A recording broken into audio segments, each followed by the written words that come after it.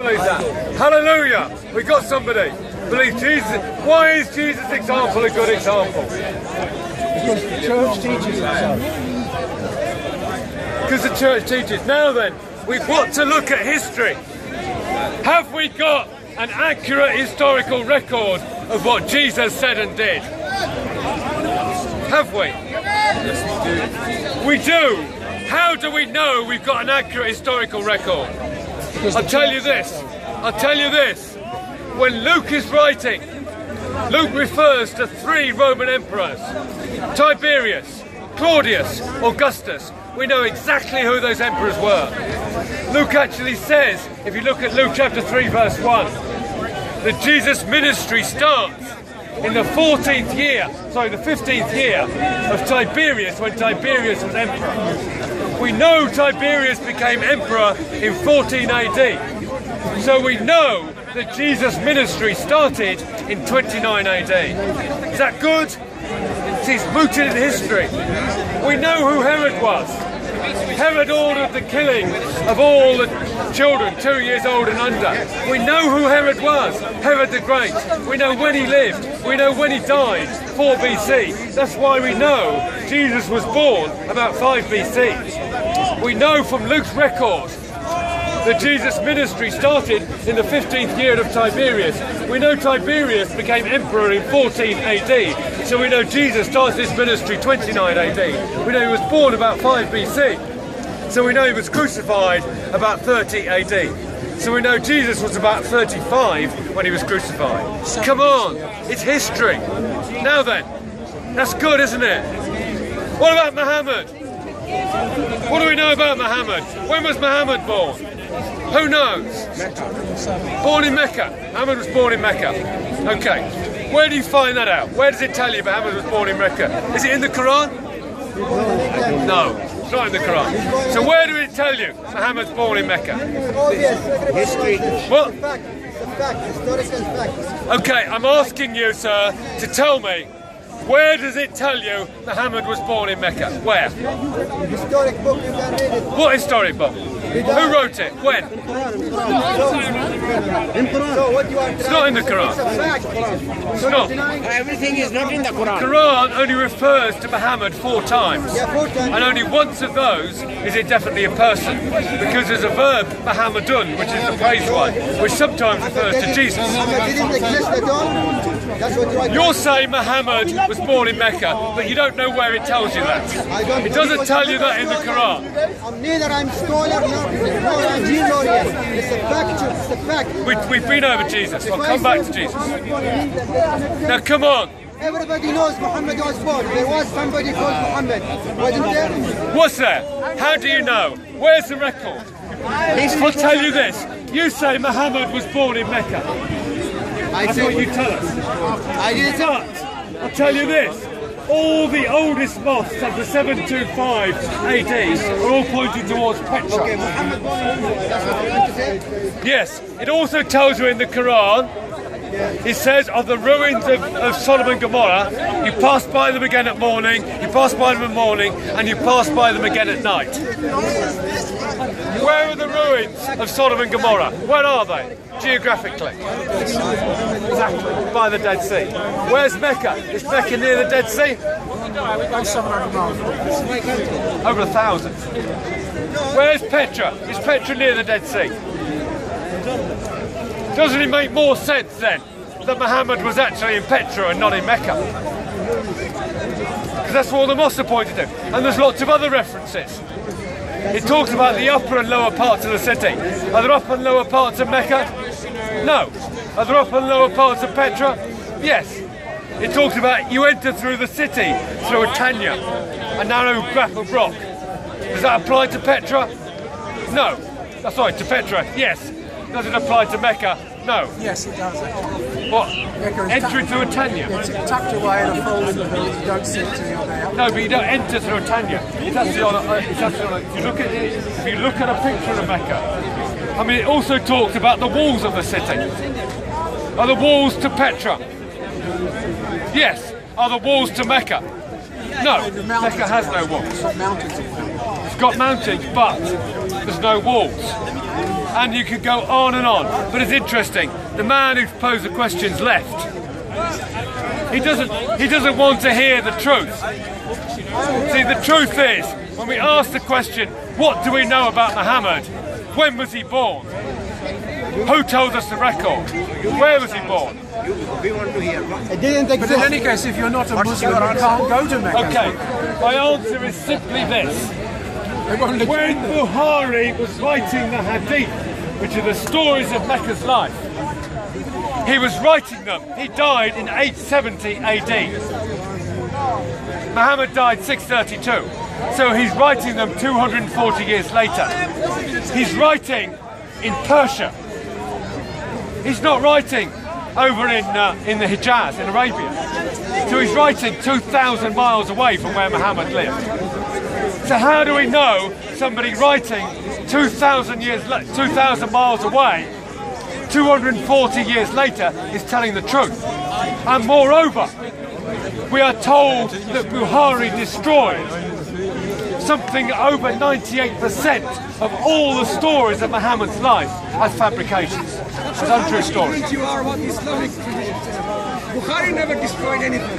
Didn't you know it? what Bukhari did? Okay, what did Bukhari do exactly? Tell us. And let's put this.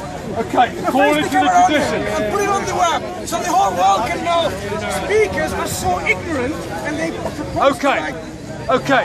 what did Bukhari do? Okay, according to the traditions, he acquired 600,000 hadith. And of those, acquired 600,000 stories of Muhammad's life. And he destroyed them all, but for 7,800. He didn't destroy anything. What did he do again? I give you the opportunity to correct yourself. What did he do out of the 600,000? Well, I've told you what he did. I've told you what he did. So Okay, you tell me then, where are all the stories of Muhammad's life? Where are they? I'll tell you. What's the date of them? Wait a second. First of all, the information that we get about our Prophet Muhammad is narrated by people. So we have narrations of our Prophet passed down from So generation. nothing's written down, is what you're saying? Listen to him now. Let him finish. No, but no, I'm asking. Let me tell you. No, I'm not. No, I'm not. I'm going to challenge you. Because you're saying nothing was written down. The stories were passed down. And Nothing was written down. you're saying they were Are you making up narrated. stories as they go wrong? Okay, you're saying they're narrated. I am telling you that, for example, how do we know 1400 years ago Prophet said this? Because I'm living here in 2014. How do I know our Prophet said X, Y, and Z? Exactly. That's the question I'm asking. Wait. You're What saying we the have- stories were narrated. If you remain quiet, perhaps you can learn. Because obviously you haven't learned, you haven't had your lessons yet.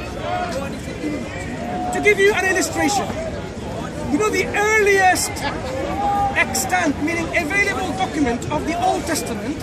Okay, let's change the subject. Excuse me, We can't talk about Muhammad. Let's talk about something else. No, No, we're talking about Muhammad. Where is the record of Muhammad's life? What is the date of it? Said, I will give you the answer if you allow me Well, to speak. no, we're not changing the subject. We're not changing the subject. Yes, you are. So if you allow me, don't be afraid because I'm going to talk about something. I am talking about documentation of history. How do we know something happened in history? So what we would like is documentation.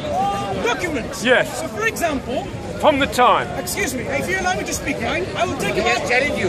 Thank you. Maybe about 4 or 5 minutes to the most. He doesn't like it. Then I will let you explain what about challenge me.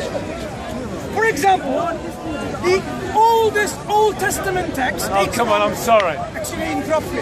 I said 4 or 5 minutes. It didn't take him 20 No, I'm seconds. sorry, you're changing the subject. No, I'm The not. Old Because he Testament, knows- the he Old knows Testament that if I talk about the Old finishes Testament, 400 his game BC. is over. Do you know why his game is over? Let No, me it's the explain. game isn't over. We're not talking If about he that.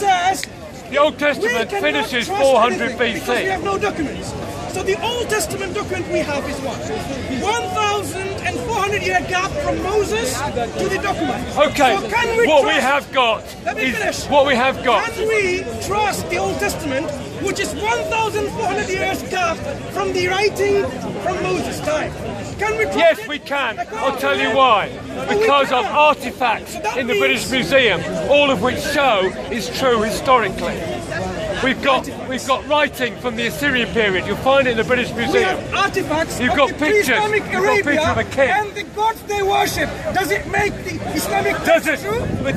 But do they refer to Muhammad? What inscriptions have you got referring to Muhammad? My friend, listen.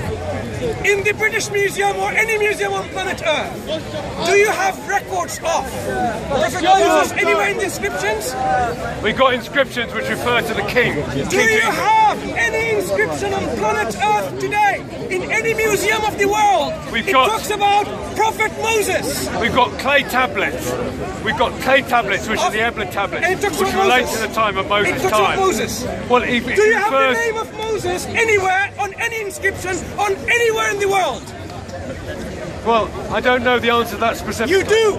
It doesn't exist. We do have clay tablets in the British Museum which refer to the time of Moses, which are the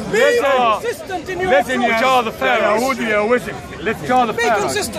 So now what you realize is this: you have no documents whatsoever, no documentation for the existence of Moses the prophet, peace be upon him. The name is totally... With dates from the time of Moses, which refers to the things which we talk about in the Bible. That even names the prophet Moses anywhere. What I said is that we've got clay tablets from the time of Moses which confirm the stories about Moses in the Bible, which confirm the historical background of those stories. He says, I drive Mercedes. I don't ask you what you drive. I asked you, is the name of Prophet Well, he's supposed to be talking about Muhammad. He's actually said, I'm going to explain the history of Muhammad. Now, let me explain then. So now, as you realize, you want he Muhammad is not or no? consistent. He applies one criteria to Judeo-Christianity and another criteria to And we're not talking about Christianity, we're talking about Moses. Moses is 1,400 BC. Did you not hear what I said? Muhammad is 2,000 years later. Muhammad is 600 or so AD. Do we find... So you're saying the criteria of Moses are the same criteria to apply to Muhammad? According to... Nonsense. According to Robert Hoyland... According to Robert Hoyland and his research and the published works and books, do we find non-Muslim accounts describing Prophet Muhammad within 2 years of his lifetime? Non-Muslims describing Prophet Muhammad? Yes. Within how many years? 2 years. 2 years. No. We've got reference. So basically, we've got reference to a prophet. Which actually says in the Doctrine of Yacobi, for instance, there's no truth in the so-called prophets, only the shedding of men's blood. But we do not know. I have read one of the books by Robert Hoyland, yes. But there is no proof that where it says there's no truth in the so-called prophets, only the shedding of men's blood, that is a reference to Muhammad. Does this refer to a prophet of the Arabs? It does refer to a prophet Muhammad, of the Arabs. Excuse me. But there's no proof that that is Muhammad. Slowly, which prophet was there around that time in Arabia? There were many. Which prophet in Arabia according to historians, there were many people who claimed to be prophets around that time in Arabia. There wasn't just one person. Name them. I haven't got names of them. We haven't got historical records. What you have is claims and claims. Do you know that Patricia Crone, what she said? Yeah, I do know a lot of things that Patricia Crone said. What did she say about how much we know about Prophet Muhammad? He said that Muhammad was definitely not in Mecca. There was no trade going on in Mecca around that time. What did Patricia Crone say in relation to how much we know about Muhammad in comparison to Jesus Christ? I don't know what you're referring to, but... So you don't know anything about what they said then? Well, I know Patricia Crone wrote a book, Mecca Trade and the Rise of Islam, and she concluded that Mecca was not a centre of trade, and Muhammad cannot have been in Mecca. Listen, that was her conclusion. Did you hear what I said? Well, you're pulling something out of a book, which I don't know what you said. Prophet Muhammad more than Jesus Christ. But no, we don't. No, we don't. You go against the words of Patricia Crone. No. Well, Patricia Crone was not an expert on Muhammad. She was an expert so when they go against your theory, they're not experts anymore. And her conclusion was that there was no trade taking place in today's Mecca. It was the wrong place. It was not a centre of trade. The trade went up the Gulf of Aqaba, and the trade went off at the top. The place where the trade took place was Petra. We are that was the place of trade. 1,700,000,000. Let me ask you a question. We're still going up. Jesus Christ Is Russia or Patrasha? Right? We don't care. You're changing the subject again. So what? You're a Christian. You should be comfortable with Christianity. Christianity finished. Notice, I've challenged him to tell us what date are the stories of Muhammad and who wrote them down. Okay, let's return. And he cannot answer that question. All he can do is talk about Moses first, and now he wants to change to talk about Jesus.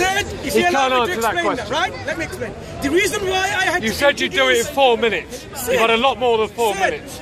The reason why I had to illustrate this point is showing a hypocrisy in your criteria that you use. I'm a hypocrite because I say Moses was 2,000 years before Mecca. No, you said earlier before Muhammad. The reason, let me clarify. You That's said a hypocrite. You said You are not hypocrite, but you are not sincere man.